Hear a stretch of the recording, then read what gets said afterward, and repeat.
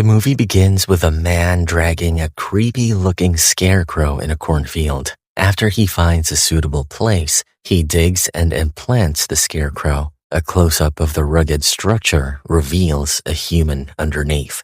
Of course, this particular scarecrow defeats its purpose, and the crows gnaw on the person who desperately tries to scream, but it all comes out muffled. The scene then shifts to a group of teenagers in a car who stop at a gas station. They are heading to a lagoon to enjoy a skinny dip. We're introduced to Farbsy, the jock who knows how to enjoy any situation. Behind the wheel is Eli, a nerd who is madly in love with Ash, their companion who shares a similar reserved nature. And then there is Devin, Farbsy's girlfriend, who is pissed off at the guys because their single shared brain cell agreed on taking a convertible that doesn't convert with no AC on a road trip in the scorching sun. The guys wait while the girls relieve themselves behind the bushes when suddenly something drops from the sky onto their windshield. The boys look intently and find that it is a thumb. Eli is scared and starts panicking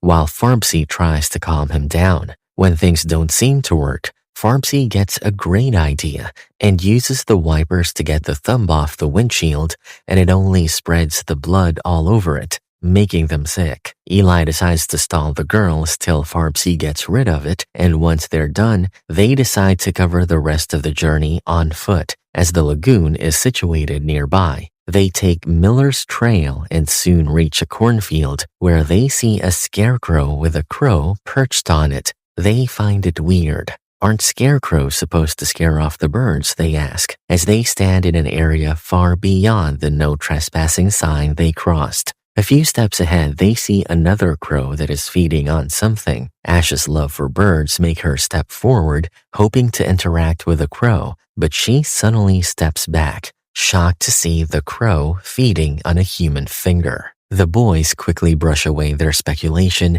and shift their focus on the fun time they are going to have. Just as they leave, a person covered in gunny sacks can be seen running in the middle of the cornfield, yelling for help. He takes the sack off of his face, revealing a bloody mess. He runs in random directions as the field is like a maze, and soon he hears a chilling whistle of the man from the first scene, presumably the farmer. The man tries to run away, but the farmer pulls him by the rope tied around his neck, immobilizing him, and kills him using a scythe. His blood-curdling screams are the last anyone heard of him. In the meantime, the group of friends have covered a considerable distance, which is why they don't hear the poor man's cries for help. They've been walking for a while but still can't find the lagoon. The girls are starting to lose their patience, so the guy suggests they go ahead while the girls wait and rest for a while. The guys walk a little further and find the blue water they had been searching for all this while. They call the girls, and Farbsy is the first to yank his clothes off and jump into the lake. The girls and Eli join him soon, and the four play in the water a little bit before they play with themselves. Eli and Ash are out first, and Eli presents her with a promise ring and confesses his feelings, while Farbsy is being finished off by Devin. It is now time to go back, and the girls refuse to walk back to the car. Devin asks Eli and Farbsy to find a way to bring the car there while they wait by the lake. Farbsy and Eli somehow make it back to where the car was, but find their car gone, and Farbsy starts blaming Eli for getting the car stolen. They get into a yelling match, but as that isn't productive, they start fighting instead. Meanwhile, the girls are lying on the side of the lake when they hear a noise from the bushes. Devin warns whoever is hidden to back off, but when the noise doesn't stop, the girls pick up their belongings and run. They soon find Eli and Farbsy in a scuffle. Things get tense when the boys tell the girls their car is gone, and everybody starts complaining about each other, taking out their frustration. Eli yells for everybody to stop and tries to placate the situation by staying positive. As they are discussing what they should do, Ash spots the farmer from earlier and calls out to him. Everybody else follows, but finds the farmer gone by the time they reach the fenced area. Devin is the first to pass through the fence, and the others follow except for Farbsy, as he still hasn't recovered from the trauma he faced in 6th grade when he ruptured one of his crotch dumplings while climbing a fence. Unwilling to be teased for it, only one Kenobi over here decides to face his fears, but as he's crossing the fence, he slips and gets his thigh entangled in the sharp fence. He cries in pain, and Eli gets a great idea and yanks the barbs out of his leg, taking out chunks of flesh in the process. Ash tries to look in Farbsy's backpack for something to tie his wound with, but Farbsy stops her and says there is nothing of use in the bag. Left with no choice, Eli removes his shirt, ties it to Farbsy's wounds, and helps him up. They slowly make their way in search of the farmer, hoping he will help them. They reach the Scarecrow, and Farbsy is unable to walk any further. Eli helps him sit at the base of the Scarecrow and says he'll find the barn and come back to get them. Annoyed at how things have turned, Devin offers to tag along with Eli and smirks at Ash, who is left to look after Farbsy till they return.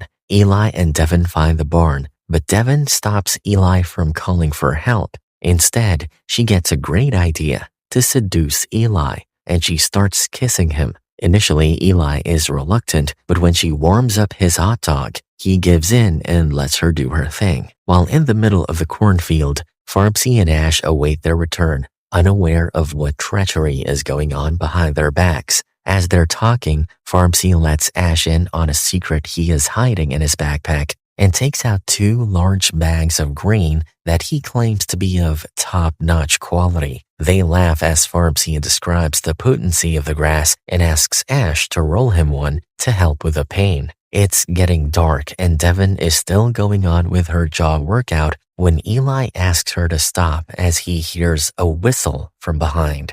As he turns his head to check it out, it turns further than he wanted to after getting punched by the stealthy farmer. The farmer then turns to Devin, who tries to run, but he trips her using his scythe, and she falls head first, rendering her unconscious. The farmer then drags Devin into the barn and makes her sit on the torture chair, which still has remnants of his previous victims in the form of blood splatters here and there. He ties her arms, legs, and her head with a belt around her throat. By that time, Devin gains consciousness and she pleads with the farmer to let her go and soon starts crying for help. The farmer has a great idea. He brings out a needle and a thread and sews her lips shut to make her stop screaming. He then knocks her out with a punch to her face, which he could have just done instead and gotten the same result. The farmer soon brings an unconscious Eli and ties him to a rocking chair. He then brings a syringe and is ready to inject Eli with something, but Devin screams and, in the process, rips the stitches on her lips. She cries to let them go, which makes the farmer change his mind, and he injects Devin instead. Devin suffers a temporary drug-induced paralysis, and the farmer covers her face with one of the bizarre-looking gunny sack masks he has in his collection. His previous victim is lying unconscious nearby, and after he has dealt with Devin, he carries the boy away from that room. Outside in the field, Ash and Farbsy are still waiting for their friends when Farbsy has the urge to go to the bathroom. Ash reluctantly helps him, takes him to a denser vegetation area, leaves him there to fertilize the crops, and walks back to the Scarecrow. She is intrigued by the spooky look the Scarecrow has and tries to look inside to see what it is made of when the Scarecrow's head falls and several maggots fall on her, making her scream. She suddenly hears a whistle and starts calling out to her friends, thinking it is one of them, but someone from behind the bushes grabs her and pulls her inside. She screams, but the man calms her down and reveals he has been observing her group all day. He warns her that she can't escape until she comes with him. Ash asks him to take her friend along and tells the man that he is hurt, but the man says her friend has to find his own way. Creeped out by what is happening, she decides to tag along with the man, and he takes her to the barn where she sees their car. She grows suspicious of the man, but he convinces her that she has no choice but to seek his help. He brings her to the same chamber with a torture chair, which is empty and stained with fresh blood. The man says people shouldn't trespass, and after Ash assures him that he can trust her, he reveals that the Scarecrows are alive and victims of the killer farmer, turning them into scarecrows as a punishment for trespassing. He shows Ash a body, presumably of a woman, hung on the roof and says that trespassers took the killer's only partner and now he is seeking vengeance. Suddenly, someone rattles the door and Ash hides while the man stays when the farmer walks in. The man calls him Dad, and upon his signal, the son drags in unconscious Farbsy. The farmer then removes the sack off Eli, whose lips are sewn together, and he is turned into a scarecrow. The son helps the farmer tie Eli on the crossbar, and once he is done, the farmer picks the longest nails and hammers them onto the limbs to keep them in place. Eli screams in pain, but it is muffled because of the stitches in his mouth. When the farmer moves to the other arm, Ash, who has been witnessing all of this, cannot sit there and watch her friend being tortured, and so she thinks of the best idea ever. She plans to attack the farmer using a screwdriver she is hiding behind her. So she screams to get their attention, asks them to stop, and slowly walks towards the farmer. Only then she attacks the farmer, but the farmer is too strong for her, so she turns to Plan B, plead the farmer's son for help. But the son cannot do anything as he is scared of his father. The farmer headbutts Ash and knocks her out. After installing the crossbar with Eli crucified, they return for Ash, who is now tied to the torture chair. The farmer's son approaches a terrified Ash with a knife, and to her surprise, he sets her free. He explains that the freezing from the injection will wear off soon. He tells her that her friends are in the field, so all she can do now is save herself. He hands Ash a flashlight and tells her to leave the cornfield from where they came in and find the road. But before she can escape, the farmer catches his son helping Ash. The son takes out a knife and assertively tells his dad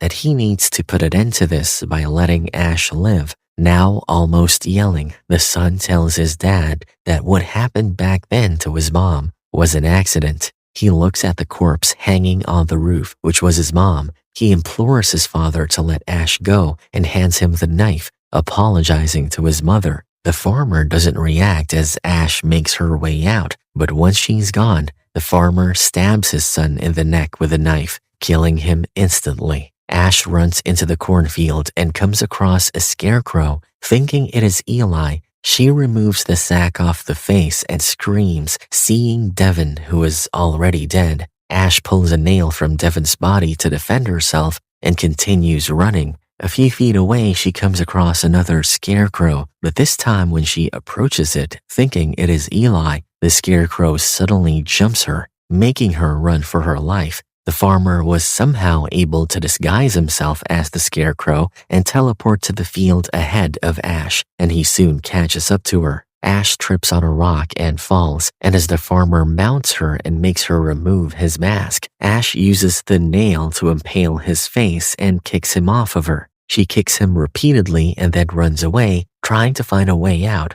When she hears whimpering at a distance, she approaches yet another scarecrow and finds it is Farbsy, who is still alive but in bad shape. Ash starts removing the nails to get him down and soon finds a shovel. She tries using it, but before she can succeed, the farmer appears behind her and hits her on her head, making her bleed. He then starts strangling her but leaves after Farby manages to squeeze out an F-bomb on him. The farmer picks up the shovel and strikes Farbsy hard, knocking him unconscious and bleed profusely. When he turns, he finds Ash has escaped. The cornfield is a maze, and Ash soon gets lost in it, which makes it easy for the farmer to find her as he is aware of every corner of this field. She runs until she falls unconscious. Ash wakes up and finds herself out of the field near the road. She sees a car parked right in front of her, and she tries to get up, but because she has hurt her leg, she can't walk.